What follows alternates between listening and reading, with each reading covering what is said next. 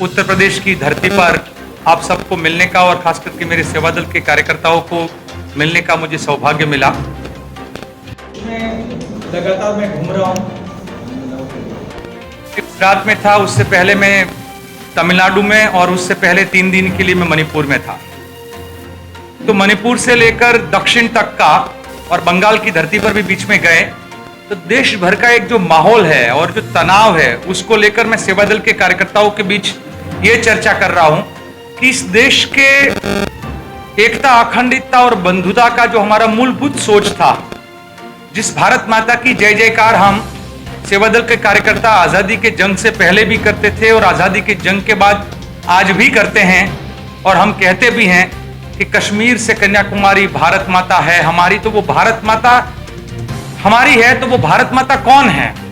क्या भारत माता कोई एक धर्म की है, या भारत माता जो है हमारी, वो भारत माता सभी हिंदू, मुस्लिम, सिख, ईसाई, बौद्ध, जैन, पारसी, बहाई? तो हम लगातार ये सवाल पूछते हैं कि कहते हैं अगर भारत माता की संतान है हिंदू, मुस्लिम, सिख, ईसाई, बौद्ध, जैन, पारसी, बहाई, तो फिर ये आग किसने लगाई? ये सवाल है कि मणिपुर कभी जलता है?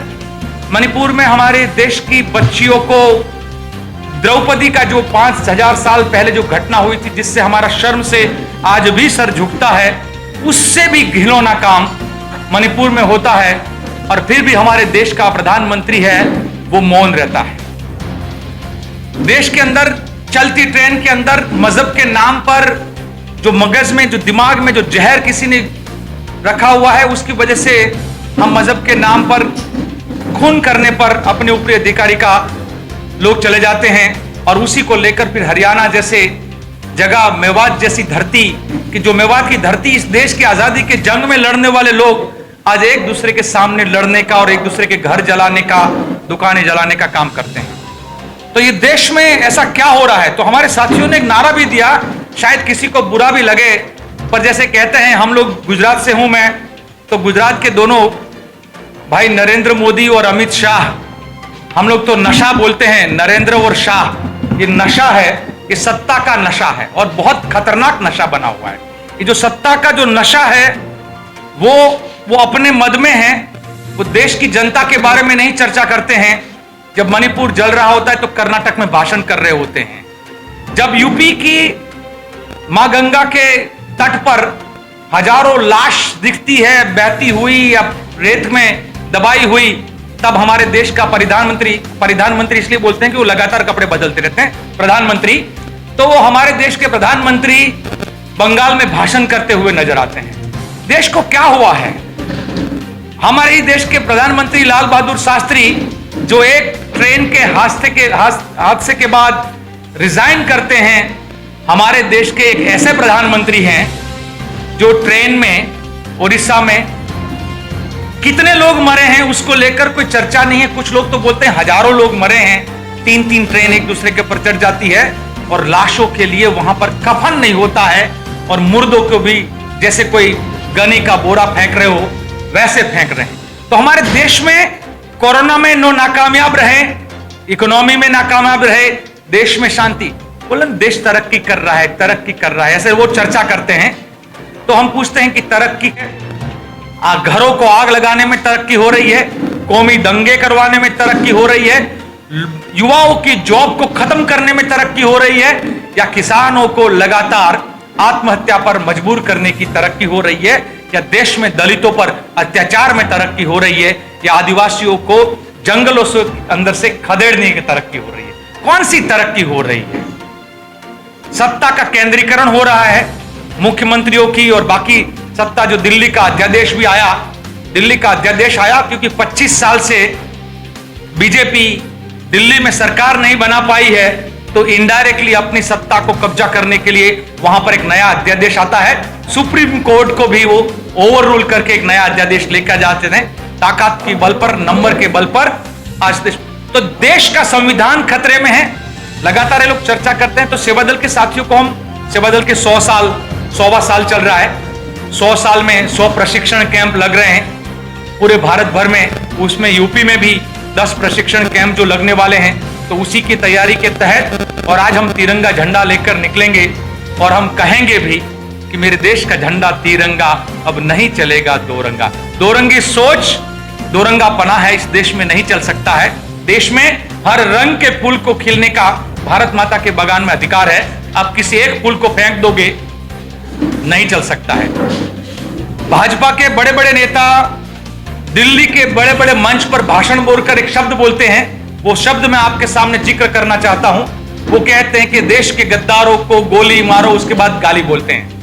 वो भाजपी है, संघी है, गाली बोल सकते हैं। हम कांग्रेसी हैं, सेवादली है, हम गाली नहीं बोल सकते हैं। पर वो गद्दार है क्या? तो हम भी कहते हैं कि सही आपके मन में ये सोच है तो उन गद्दारों को पहचानना पड़ेगा देश के अंदर। तो मैं कहता हूं मेरे सेवादल के कार्यकर्ता के हिसाब से कि देश का गद्दार कौन है।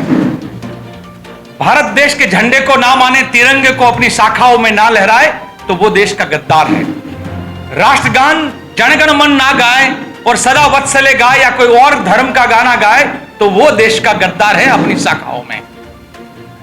देश चलता है संविधान से, वो चाहे जर्मनी हो, चाहे भारत हो, चाहे अमेरिका हो, चाहे चाइना हो, हर देश संविधान से चलता है। अपने ही देश के संविधान को दरिया में फेंकने की बात करे तो वो मेरे देश का गद्दार है। मेरे देश का गद्दार वो है कि जो मैं भारत माता की 8 संतानों को एक दूसरे के बैरी बनाए और भारत माता की संतानों को आपस में लड़ाए तो वो मेरे देश का बैरी है। तो हम गद्दारी की व्याख्या जो है उसको व्याख्यानित करने का काम कर रहे हैं। और सेवा दल के कार्यकर्ता देश भर में पदयात्रा के, आपको मालूम होगा पिछले साल हम 1275 किलोमीटर की पदयात्रा गांधी आश्रम से लेकर दिल्ली राजघाट तक किए थे, तपतपाती धूप में। और उसके बाद भारत जोड़ो यात्रा कन्याकुमारी से कश्मीर तक राहुल जी के नेतृत्व में किया। उस यात्रा का यात्री होने का या उस यात्रा का आयोजक होने का मुझे सौभाग्य मिला था। लगातार हम इसी विचार को लेकर, और इसलिए हमारे साथी एक नारा बोलते हैं कि अगर वो डंडे से तोड़ेंगे तो हम झंडे से जोड़ेंगे। डंडा तोड़ता है, झंडा जोड़ता है। डंडा लेकर कौन निकलता है, झंडा लेकर कौन निकलता है, वो आपसे ज्यादा, मेरे से ज्यादा आप लोग जानते हैं। धन्यवाद।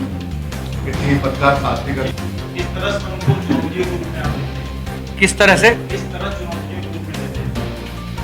देखिए, बहुत बड़ा फर्क है। मैं मेरे साथियों भी कहता हूं, नंबर में देखा जाए तो संघ के पास हमसे कई गुना नंबर है, ये वास्तविकता है।